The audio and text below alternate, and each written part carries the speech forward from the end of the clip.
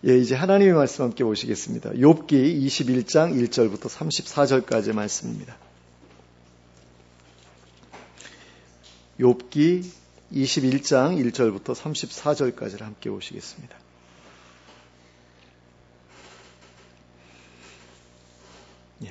합독하도록 하겠습니다. 시작. 욥이 대답하여 이르되 너희는 내 말을 자세히 들으라. 이것이 너희의 위로가 될 것이니라. 나를 용납하여 말하게 하라. 내가 말한 후에 너희가 조롱할지니라. 나의 원망이 사람을 향하여 하는 것이냐? 내 마음이 어찌 조급하지 아니하겠느냐? 너희가 나를 보면 놀라리라. 손으로 입을 가리리라. 내가 기억하기만 하여도 불안하고 두려움이 내 몸을 잡는구나. 어찌하여 악인이 생존하고 장수하며 세력이 강하냐?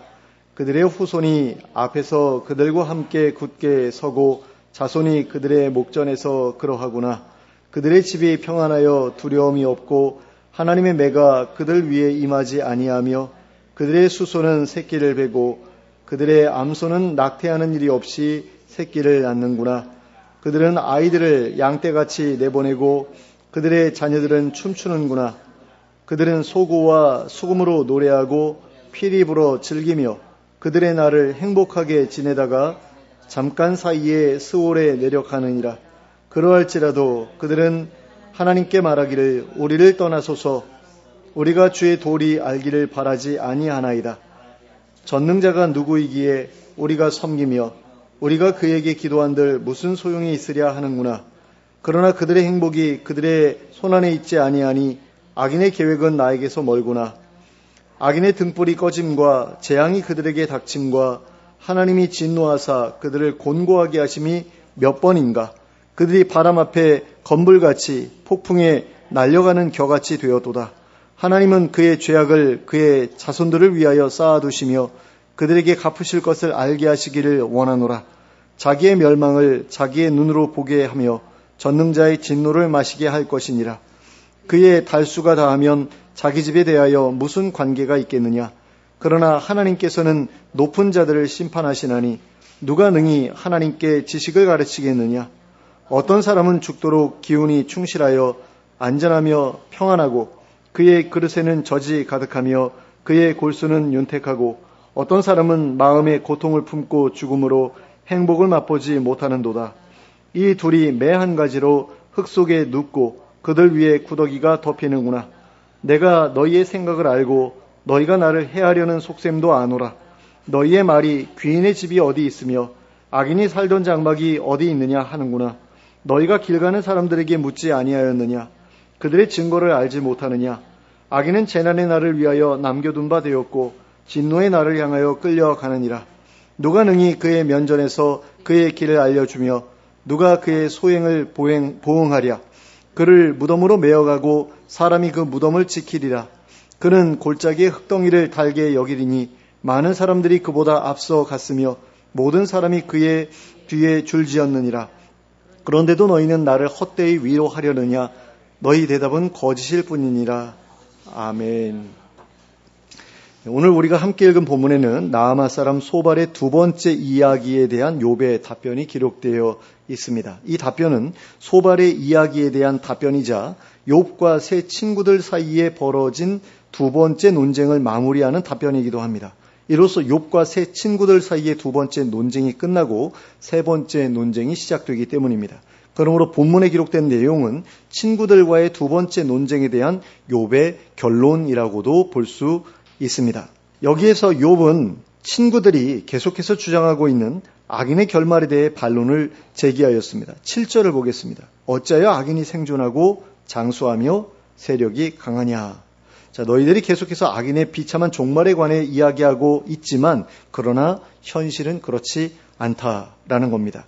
그리고 이어지는 8절부터 13절까지에서는 그 현실이 어떠한지에 대해 이야기하였습니다. 8절에서 욥은 악인이 자손을 보고 그들이 성장하는 것을 보면서 오래도록 살아가는 현실에 대해 이야기하였습니다. 또 9절에서는 악인의 집이 평안하여 두려움이 없으며 하나님의 징계조차 그 위에 임하지 않는 현실에 대해 이야기하였습니다. 또 10절에서는 악인의 소들, 곧 그들의 재산이 계속해서 손실 없이 증식되고 있는 현실에 대해 이야기하였습니다. 또 11절에서는 악인들이 자녀들을 양떼같이 생산하고 그들에게 행복한 삶을 선물하고 있는 현실에 대해 이야기하였습니다. 또 12절과 13절에서는 악인들이 인생을 즐기며 행복하게 지내다가 고통 없이 세상을 떠나는 현실에 대해 이야기하였습니다. 자, 이런 모습들을 볼 때에 너희들의 말은 결코 옳다고 볼 수 없다라는 겁니다. 너희들은 악인들이 속히 망한다라고 이야기를 하지만 실제로 봐라. 실제로는 그렇지 않다라는 그런 이야기를 하고 있는 거죠. 욥은 이러한 신뢰를 든 다음에 계속해서 그런 악인들이 어떤 부류의 사람들인가 하는 것에 대해 설명하였습니다. 14절과 15절 말씀입니다. 그러할지라도 그들은 하나님께 말하기를 우리를 떠나소서 우리가 주의 도리 알기를 바라지 아니하니이다. 전능자가 누구이기에 우리가 섬기며 우리가 그에게 기도한들 무슨 소용이 있으랴 하는구나. 악인들은 어떤 사람들이냐? 바로 하나님을 거부하는 사람들이며 하나님의 도에 무관심한 사람들이라는 것입니다. 그리고 심지어는 하나님을 섬기는 것도 그리고 기도하는 것도 아무 의미가 없다고 생각하는 사람들이라는 것입니다. 그리고 16절에서는 다음과 같이 말했습니다. 그러나 그들의 행복이 그들의 손안에 있지 아니하니 악인의 계획은 나에게서 멀구나. 자, 여기에서 욥은 그러한 악인들은 자기들의 성공이 자기들의 노력만으로 이루어진 것처럼 생각하지만 사실은 그렇지 않다고 주장하였습니다. 그리고 자신은 그들의 계획에서 먼 사람이라고 하였습니다. 그들과는 완전히 다른 길을 걷고 있는 사람이라는 이야기입니다. 그러므로 자신이 악인들처럼 망하게 되리라는 친구들의 이야기는 틀린 이야기라는 것입니다. 망하게 되리라는 이야기가 아니죠. 너는 악인에서 망했다라는 그런 이야기는 틀린 이야기다라는 겁니다. 그리고 욥은 계속해서 말하기를 악인들이 하나님께 징계를 받는 모습을 보는 것은 결코 흔한 일이 아니라고 하였습니다. 17절과 18절 말씀입니다. 악인의 등불이 꺼짐과 재앙이 그들에게 닥침과 하나님이 진노하사 그들을 곤고하게 하심이 몇 번인가. 그들이 바람 앞에 건불같이 폭풍에 날려가는 겨같이 되었도다. 자, 여기에서 욥은 도대체 하나님께서 악인을 벌하시는 일을 너희가 몇 번이나 볼 수 있었느냐 하면서 친구들에게 묻고 있습니다. 그런데 17절과 18절의 내용은 서로 잘 연결되고 있지 않는 것처럼 느껴집니다. 그래서 표준 세번역 성경의 번역으로 보았더니 다음과 같이 번역하고 있었습니다. 악한 자들의 등불이 꺼진 일이 있느냐? 과연 그들에게 재앙이 닥친 일이 있느냐? 하나님이 진노하시어 그들을 고통에 빠지게 하신 적이 있느냐? 그들이 바람에 날리는 건불과 같이 된 적이 있느냐? 폭풍에 날리는 겨와 같이 된 적이 있느냐? 너희들 악인이 속히 말한다고 이야기하는데 실제로 그런 모습 본 적 있어? 라고 그렇게 묻고 있는 거죠. 그리고 거기에 더하여서 그렇지 않은 경우에는 그 자손들에게 대신 그 대가를 치르게 하신다라고 말하는 그 친구들의 주장에 대해서도 비판하고 있는 것을 19절에서 볼 수 있습니다. 하나님은 그의 죄악을 그의 자손들을 위하여 쌓아두시며 그에게 갚으실 것을 알게 하시기를 원하노라. 그런데 이 번역을 가지고는 욥이 말한 내용의 진의를 이해하기 어렵습니다. 그래서 표준 세번역 성경의 번역으로 다시 읽어드리겠습니다. 너희는 하나님이 아버지의 죄를 그 자식에게 갚으신다 하고 말하지만 그런 말 말하라. 죄 지은 그 사람이 벌을 받아야 한다. 그래야만 그가 제 죄를 깨닫는다. 자, 여기에서 욥은 하나님께서 아버지의 죄를 자식에게 갚으신다는 친구들의 주장에 대해 반대하고 있습니다. 그 이유는 하나님께서 사람을 징계하시는 목적이 죄를 깨닫게 하시는 것이기 때문입니다. 죄를 지은 당사자가 징계를 받아야 징계의 목적이 이루어지기 때문입니다. 그러므로 아버지의 죄 때문에 자식들을 징계해 보았자 아무 쓸모없는 일이라는 것입니다. 그러니 하나님께서 그렇게 하실 리가 없다는 것입니다. 그러므로 악인은 자기의 멸망을 자기의 눈으로 보아야 하고 자신이 직접 전능자의 진노를 마셔야만 한다고 주장했습니다. 20절 말씀입니다. 자기의 멸망을 자기의 눈으로 보게 하며 전능자의 진노를 마시게 할 것이니라. 하나님께서 그렇게 하셔야 된다라는 그런 이야기죠. 자식들에게가 아니라 당사자에게 그렇게 하셔야 한다라는 겁니다. 그리고 그 이유에 대해 다음과 같이 주장했습니다. 21절 말씀입니다. 그의 달수가 닿으면 자기 집에 대하여 무슨 관계가 있겠느냐. 이 말은 죽을 때가 다 된 사람에게 자기 후손들에게 무슨 벌이 임하든지 간에 무슨 의미가 있겠느냐라는 그런 이야기입니다. 그러니까 죽음을 앞에 두고 있으면 자식들이 뭐 어떻게 되든 아무런 의미도 없고 아무런 상관도 없다라는 라는 그런 이야기입니다. 그런데 욥은 이런 말을 하고 난 다음에 하지만 하나님께서 그렇게 하지 않으신다고 하더라도 내가 무슨 말을 할 수 있겠느냐 하면서 푸념하였습니다. 22절 말씀입니다. 그러나 하나님께서는 높은 자들을 심판하시나니 누가 능히 하나님께 지식을 가르치겠느냐.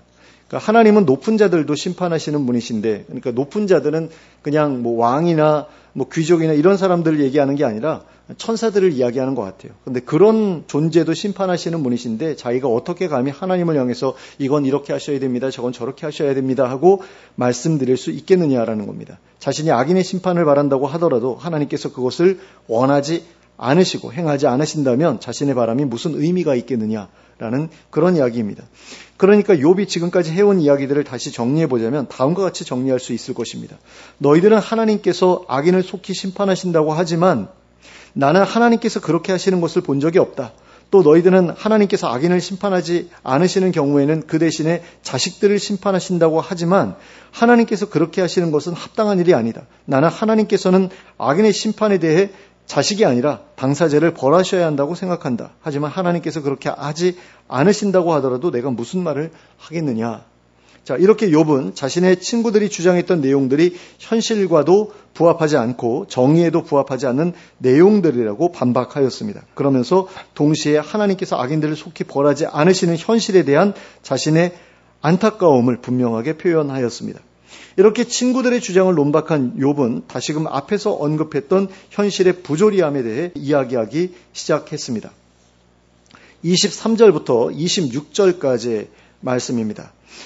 어떤 사람은 죽도록 기운이 충실하여 안전하며 평안하고 그의 그릇에는 젖이 가득하며 그의 골수는 윤택하고 어떤 사람은 마음의 고통을 품고 죽음으로 행복을 맛보지 못하는도다. 이 둘이 매 한 가지로 흙 속에 눕고 그들 위에 구더기가 덮이는구나. 자, 여기에서 말하고 있는 이 두 부류의 사람은 악인과 의인을 가리키는 것처럼 보입니다. 하지만 사실은 그렇지 않습니다. 여기에서는 악인이라는 단어도 또 의인이라는 단어도 등장하지 않습니다. 그저 어떤 사람이라고만 말하고 있습니다. 그들은 그저 서로 다른 삶을 살았던 사람들일 뿐입니다. 그런데 그렇게 다른 삶을 살았던 사람들이 결국에는 다 똑같이 흙 속에 눕고 다 똑같이 그 위에 구더기가 덮인다는 것입니다. 어떤 사람은 평생 동안 잘 먹고 잘 살다가 세상을 떠나고 어떤 사람들은 평생을 고생스럽게 지내다가 세상을 떠나는데 죽고 나면 다 똑같은 결과를 맞이한다라는 것입니다. 욥이 여기에서 악인과 의인이라는 표현을 대신해서 어떤 사람이라는 표현을 사용하고 있는 이유는 의인은 잘 되고 악인은 못 된다는 친구들의 말에 동의하지 않기 때문입니다. 의인이든 악인이든 간에 모든 사람의 종말은 다 똑같다 라고 생각한다라는 거죠. 그러므로 악인들의 종말만이 비참하고 초라하다는 친구들의 말은 잘못된 말이라는 이야기입니다. 그래서 욥은 친구들을 향해 너희들의 말은 다 거짓말이요 나를 해하려고 하는 말에 지나지 않는다고 주장했습니다. 27절 말씀입니다. 내가 너희의 생각을 알고 너희가 나를 해하려는 속셈도 아노라. 그리고는 다시금 친구들의 주장을 논박하기 시작했습니다. 먼저 28절 말씀입니다. 너희의 말이 귀인의 집이 어디 있으며 악인이 살던 장막이 어디 있느냐 하는구나. 여기서 악인이 살던 장막이 어디 있느냐라는 말을 한 것은 바로 욥의 친구들입니다. 욥의 친구들은 악인이 살던 장막은 금방 부서져 버리고 말기 때문에 나중에 가서는 찾아볼 수도 없게 된다라고 그렇게 주장한 적이 있습니다. 욥은 여기에서 그 말을 재확인하고 있는 거죠. 그리고는 이어지는 구절들에서 그 말이 틀린 말이다라는 것을 논증하기 시작합니다. 29절 말씀입니다. 너희가 길 가는 사람들에게 묻지 아니하였느냐? 그들의 증거를 알지 못하느냐? 자, 여기에서 길 가는 사람들은 견문이 넓은 사람들을 가리킨다라고 표준 세번역 성경과 공동 번역 성경에서 이야기하고 있습니다. 둘 다 그렇게 번역하고 있어요. 견문이 넓은 사람들이라고. 그런데 송민원 교수는 더 바이블 욥기에서 길에서 만나는 사람들이라고 번역하고 있습니다. 길에서 만나는 아무에게 물어봐도 똑같이 대답할 것이다 라고 그렇게 번역하고 있는 겁니다. 그런데 욥은 지금 친구들과 더불어서 어느 편의 주장이 지혜로운 주장인가 하고 논쟁을 벌이고 있는 중입니다. 그러므로 가능하면 권위 있는 사람들의 말을 인용해서 자신의 주장을 뒷받침하려고 했을 것이라고 보는 것이 더 적절해 보입니다. 그리고 길에서 만난 아무에게나 물어보라는 것보다는 견문이 넓은 사람들에게 물어보라는 것이 더 권위 있는 대답을 이끌어내줄 것이 분명해 보입니다. 그러므로 견문이 넓은 사람들에게 물어보라고 말했을 것이라고 보는 것이 더 적절하다라는 그런 생각이 듭니다. 제가 왜 이렇게 생각하냐면 친구들이 계속해서 어떤 권위에 의지해서 자기들의 지혜를 주장을 하거든요. 옛날 사람들한테 물어봐라, 지혜로운 사람들한테 물어봐라 이러면서 계속해서 어떤 권위에 의지해가지고 자기들의 주장을 관철하려고 하거든요. 그러면 욥도 마찬가지로 어떤 권위에 의지해서 그러려고 하지 않았을까라는 그런 생각이 들어서 이렇게 보는 게 어떻겠나라는 생각이 듭니다. 그리고 표준세번역 성경이나 공공번역 성경에서 길 가는 사람들이라는 그 표현을 견문이 넓은 사람이라고 번역한 것을 보면 이것이 일종의 관용어구였을 가능성도 있을 것 같다라는 생각이 듭니다. 그러니까 학자들이 이거는 관용어구겠다라고 싶어가지고 견문이 넓은 사람이라고 번역하는 게 아니겠느냐라는 그런 생각이 듭니다. 그래서 길 가는 사람들이라는 표현은 세계 여러 곳을 돌아다녀 본 사람, 그래서 견문이 넓은 사람을 이야기한다. 이렇게 보는 게 적절해 보입니다. 자, 욥은 친구들을 향해 그런 사람들이 악인들에 대해 말하는 것을 들어본 적이 없느냐라고 묻고 있습니다. 그 사람들은 너희들과는 다르게 말한다라는 거죠. 세계 여기저기를 다녀본 사람들은 대부분 어느 곳에서나 악인들이 잘 먹고 잘 살다가 평안히 죽는 것을 보았다고 증언하더라는 것입니다. 그리고는 그들이 증언한 내용들에 대해 이야기하기 시작합니다. 30절부터 33절까지의 말씀입니다. 악인은 재난의 날을 위하여 남겨둔 바 되었고 진노의 날을 향하여 끌려가느니라. 누가 능히 그의 면전에서 그의 길을 알려주며 누가 그의 소행을 보응하랴. 그를 무덤으로 메어가고 사람이 그 무덤을 지키리라. 그는 골짜기에 흙더미를 달게 여기리니 많은 사람들이 그보다 앞서갔으며 모든 사람이 그의 뒤에 줄지었느니라. 그런데 개정개혁 성경의 이 번역은 솔직히 이야기해서 좀 이해하기가 어렵습니다. 그래서 표준세번역 성경의 번역으로 다시 읽어드리겠습니다. 30절부터 33절까지의 말씀입니다. 그들이 하는 말을 들어보아라. 하나님이 진노하셔서 재앙을 내리셔도 항상 살아남는 사람은 악한 자라고 한다. 그 악한 자를 꾸짖는 사람도 없고 그가 저지른 대로 징벌하는 이도 없다고 한다. 그가 죽어 무덤으로 갈 때에는 그 화려하게 가꾼 무덤으로 갈 때에는 수도 없는 조객들이 장래 행렬을 따르고 골짜기 흙마저 그의 시신을 부드럽게 덮어준다고 한다. 자, 간단하게 정리해서 말씀드리면 악인들은 하나님의 심판 중에도 즐기게 살아남으며 죽은 다음에도 호사를 누린다는 것입니다. 그것이 세계 여기저기를 다녀본 사람들의 일관되게 증언하는 현실이라는 것입니다. 그러므로 회개하기만 하면 모든 문제가 해결될 것이라는 친구들의 위로는 거짓말일 뿐이라고 하였습니다. 34절 말씀입니다. 그런데도 너희는 나를 헛되이 위로하려느냐? 너희 대답은 거짓일 뿐이라. 이처럼 욥은 친구들이 말하는 악인의 비참한 종말은 현실과 다른 거짓말에 불과하다고 주장하였습니다. 악인의 삶이 오히려 의인의 삶보다 더 형통하고 행복한 것처럼 보일 때가 많다고 하였습니다.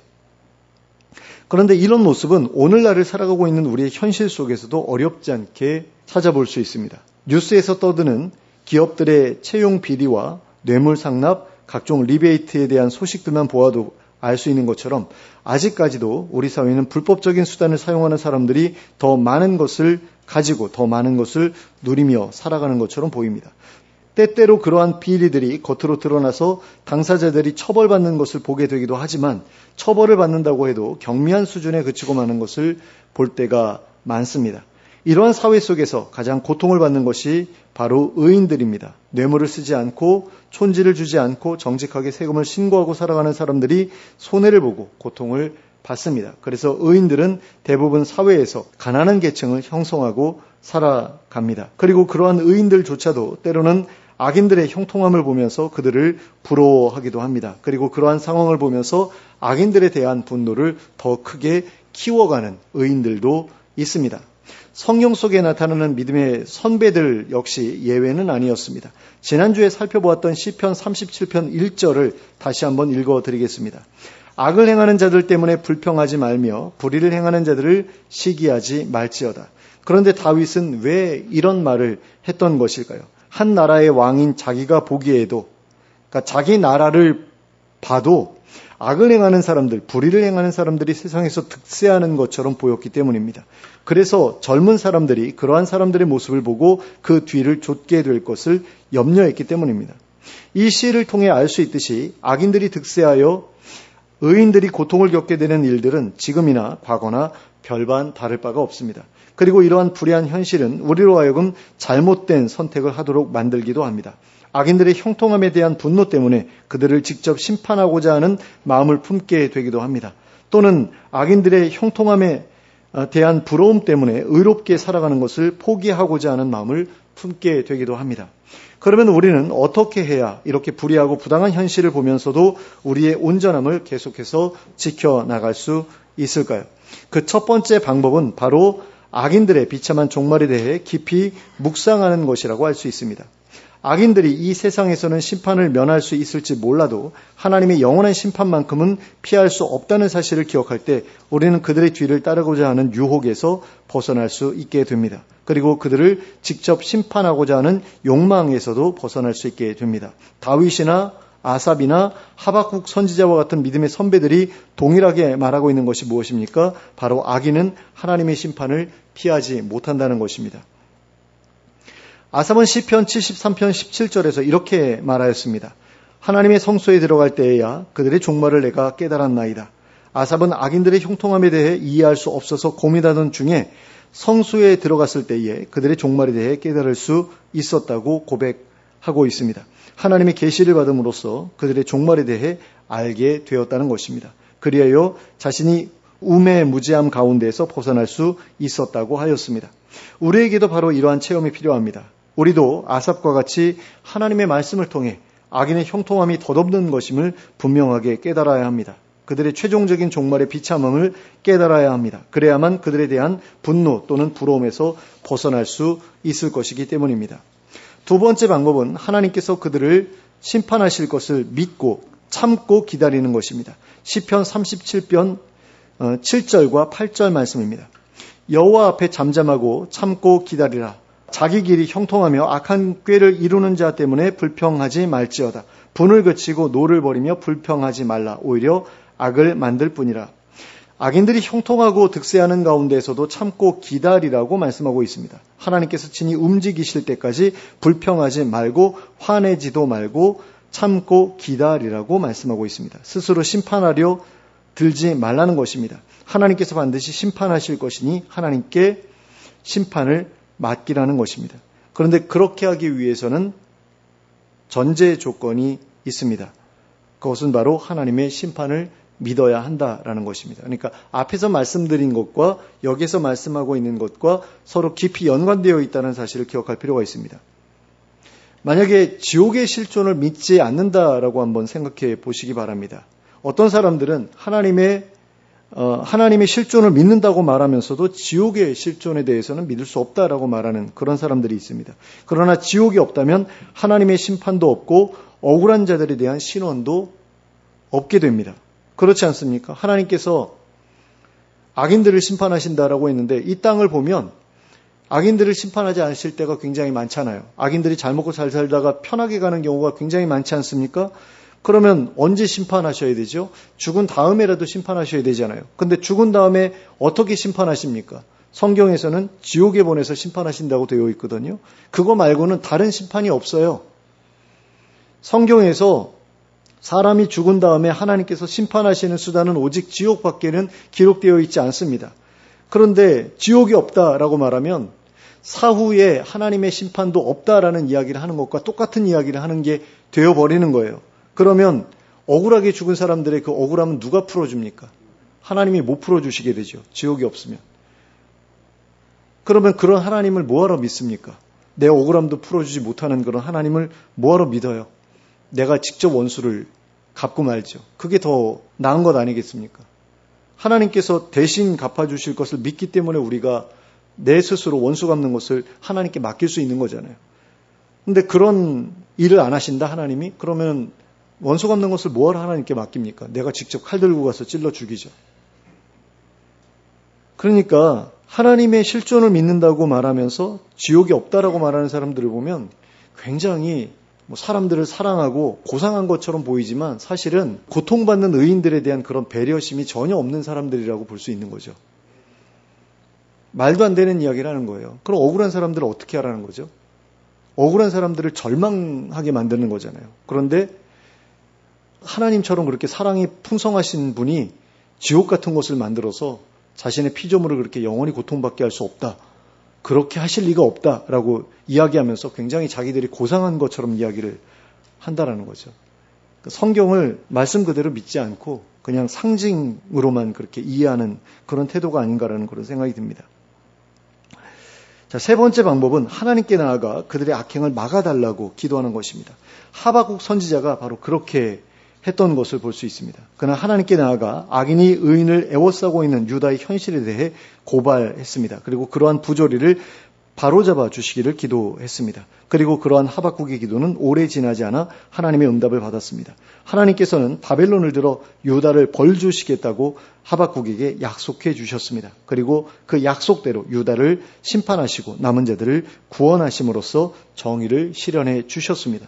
그러므로 우리도 악인들의 형통함을 볼 때에 하박국처럼 하나님께 기도할 수 있습니다. 그들을 심판해 주시기를 간구할 수 있습니다. 그리고 그럼으로써 우리는 악인들에 대한 하나님의 심판을 앞당길 수 있고 또한 악인들에 대한 분노에서도 자유로워질 수 있습니다. 그러므로 이것이야말로 악인에 대한 하나님의 심판을 참고 기다리는 가운데 반드시 해야 할 일이라고 할 수 있습니다. 이런 기도야말로 원수 갚는 것을 하나님께 맡기는 그런 일이 되는 거거든요. 근데 이걸 안 한다? 그러면 내가 여전히 원수를 갚아야 될 그런 어떤 의무, 책임 같은 게 나한테 여전히 남아있는 게 되잖아요. 그런 부분에서 이것을 하나님께 떠맡기는 일을 해야 되는데, 원수 갚는 것을 맡기는 일을 해야 되는데 이것은 기도로밖에 할 수 없다라는 겁니다. 물론 기도하지 않아도 하나님께서 알아서 심판해 주시겠지만, 공의로운 그 잣대에 의해서 심판해 주시겠지만, 이렇게 기도할 때 우리의 마음이 원수 갚고자 하는 그런 어떤 그 욕망으로부터 자유롭게 되기 때문에 이 일은 우리가 해야만 하는 일이다라는 겁니다. 네 번째 방법은 악인들과 구별된 삶을 살아가기로 결단하고 그렇게 살기 위해 노력하는 것입니다. 욥은 본문 16절에서 자신은 악인의 계획과 멀다라고 주장했습니다. 자신은 악인들과 다른 계획을 가지고 살아가고 있다는 것입니다. 그들과 다른 길을 걸어가고 있다라는 것입니다. 우리도 욥처럼 이렇게 말할 수 있어야 합니다. 나의 삶은 악인들의 삶과 다르다. 나는 하나님의 도우알기를 기뻐하며 하나님의 전능하심을 의지하며 살아간다. 나는 하나님의 공의로우신 심판을 믿는다. 그래서 나는 악인의 형통이 하나도 부럽지 않다. 이렇게 선언할 수 있어야 합니다. 그리고 그렇게 선언한 그대로 살아가고자 힘써야 합니다. 또한 우리는 시편 73편 25절부터 28절까지에 기록된 아삽의 고백과 같이 고백할 수 있어야 합니다. 제가 읽어드리겠습니다. 시편 73편 25절부터 28절까지의 말씀입니다. 하늘에서는 주 외에 누가 내게 있으리요? 땅에서는 주밖에 내가 사모할이 없나이다. 내 육체와 마음은 쇠약하나 하나님은 내 마음의 반석이시요 영원한 분깃이시라. 무릇 주를 멀리하는 자는 망하리니 음녀같이 주를 떠난 자를 주께서 다 멸하셨나이다. 하나님께 가까이함이 내게 복이라. 내가 주 여호와를 나의 피난처로 삼아 주의 모든 행적을 전파하리이다. 자, 우리도 이와 같이 고백할 수 있게 되기를 원합니다. 우리도 악인의 계획을 멀리하고 오직 하나님만 가까이하며 하나님만 자신의 피난처로 삼을 수 있기를 바랍니다. 그리하여 당신의 의로운 백성들을 위해 일하시는 하나님의 놀라운 행적을 경험하며 그 귀한 경험을 많은 사람들에게 간증하며 살아가는 저와 여러분이 될 수 있기를 예수 그리스도의 이름으로 축원합니다. 함께 기도하겠습니다. 사랑과 은혜가 풍성하신 하나님 아버지, 악인이 생존하고 장수하며 세력이 강한 것을 보면서 그들을 부러워하지 않는 저희가 될 수 있기를 원합니다. 오직 하나님만을 가까이 하고 하나님만을 저희의 피난처로 삼아 살아가는 저희가 될 수 있기를 원합니다. 그리하여 의로운 백성들을 위해 일하시는 하나님의 놀라운 행적을 경험하며 그 경험한 바를 많은 사람들에게 간증하며 살아가는 저희가 될 수 있기를 원합니다. 이러한 저희의 소원을 받아 주시옵소서. 그리하여 악인들과 다른 길을 걸어갈 수 있도록 저희의 삶을 친히 인도하여 주시옵소서. 예수 그리스도의 이름으로 기도하였습니다. 아멘.